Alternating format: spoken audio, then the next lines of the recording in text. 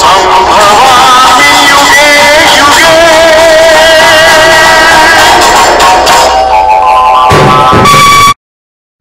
ధృతరాష్ట్రంతో సంజయుడు గత శ్లోకంలో ఏం చెప్పాడంటే, ఓ ధృతరాష్ట్ర, పాండవుల వైపు నుండి పాండుపుత్రులు మరియు ఇతర యోధులు పూరించినటువంటి శంఖాలకు ఆ భీకర శబ్దానికి భూమి ఆకాశాలు దద్దరిల్లినాయి. అది మీ పుత్రులైనటువంటి కౌరవుల యొక్క హృదయాలను బద్దలు చేశాయని చెప్పారు. భగవద్గీత 1వ అధ్యాయము 20వ శ్లోకానికి సర్వేషం స్వాగతం.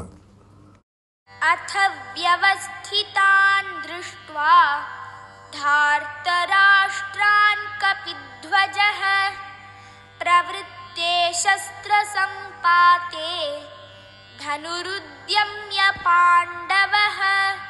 ఇప్పుడు మొదటి పాదంలోని పదాలను తీసుకొని వాటి యొక్క అర్థాలను పరిశీలిద్దాము.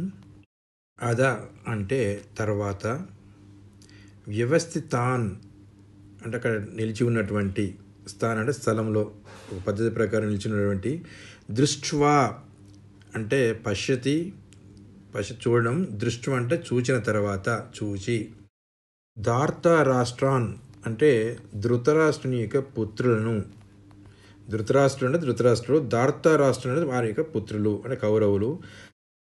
కపిధ్వజ అంటే ఇక్కడ కపిధ్వజ అంటే కపి హనుమంతుని యొక్క చిత్రం కూడిన జెండా కలవాడు ఎవరంటే అర్జునుడు. కపిధ్వజ అంటే అర్జునుడు. ఇక్కడ ఒక విషయం చెప్పుకోవాలి, మనము కేవలం మన ఆంధ్రులకు మాత్రమే, తెలుగు మాట్లాడే వారికి మాత్రమే గొప్ప విషయం ఈ యొక్క కపిధ్వజ. ఇదే జెండాపై కపిరాజు అంటుంటారు. ఏ భాషలో కూడా ఇంతటి అద్భుతంగా కీర్తించినటువంటి ధ్వజం ఎక్కడ ఉండకపోవచ్చు. ఇది చాలాసార్లు శ్రీకృష్ణ రాయబారం సన్నివేశంలో ఈ పద్యం వస్తుంటుంది. ఇది చాలా ఉన్నతమైన స్థితికి తీసుకెళ్లారు ఈ పద్యాన్ని తిరుపతి వెంకట కవులు. ఈ పద్యాన్ని మరో స్థాయికి తీసుకువెళ్ళినటువంటి రంగస్థల నటులు గౌరవ శ్రీ గుమ్మడి గోపాలకృష్ణ గారు. వారి వాణిలోనే ఈ పద్యాన్ని మీ కొన్ని క్షణాలలో మీకు వినిపిస్తాను. ఇప్పుడు 2వ పాదములోని పదాలను తీసుకొని వాటి యొక్క అర్థాన్ని మనం తెలుసుకుందాము. ప్రవృత్తే అంటే ప్రారంభం అయినప్పుడు, శస్త్ర సంపాతే, శస్త్ర అంటే ఆయుధాలు, సంపాతే యుద్ధంలో సిద్ధం చేసినటువంటి, ధనుహు అంటే విల్లు, ధనుస్సు, ఉద్యమ్య అంటే పైకి ఎత్తి, ఉద్యమ్య అంటే ఉద్యమించడం, మనం ఎనీ ఎజిటేషన్ అంటే అక్కడ పైకెత్తడం అంటే ఆ విషయాన్ని పైకెత్తడం లాంటిది అన్నట్టు. పాండవ ఏకవచనం, పాండవుడు. ఇక్కడ ఈ సందర్భంలో పాండవుడు అంటే పంచపాండవుల్లో కేవలం అర్జునుడికి మాత్రమే వర్తిస్తుంది కాబట్టి పాండవ అంటే ఇక్కడ అర్జునుడు అని అర్థం. ఇప్పుడు మొత్తం శ్లోకం యొక్క తాత్పర్యాన్ని మనం తెలుసుకుందాము.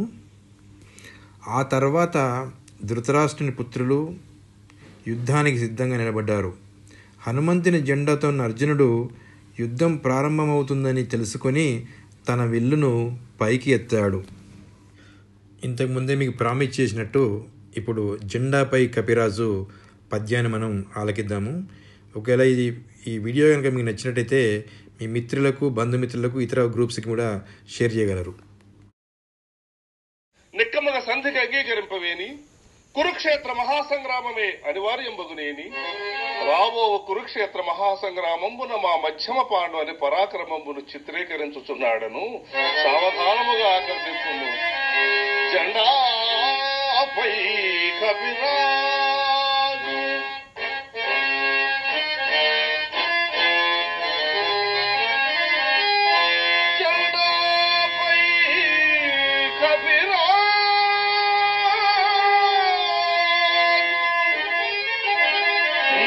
శతవాజి శ్రేణియుం కూర్చి నే దండంబున్ పని తోలు చందనము మీదన్ నారి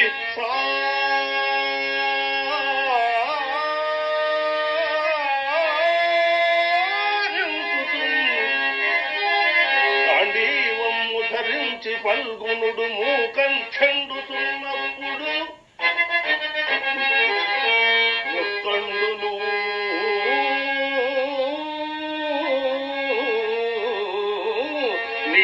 నీవరాలకింపడు గాంధీవము ఫల్గుణుడు మూకం చెందుతున్నప్పుడు ఒక్కండును నీ వరాలకి కురుక్ష్మానాథ సంధింపగన్. ధన్యవాదः.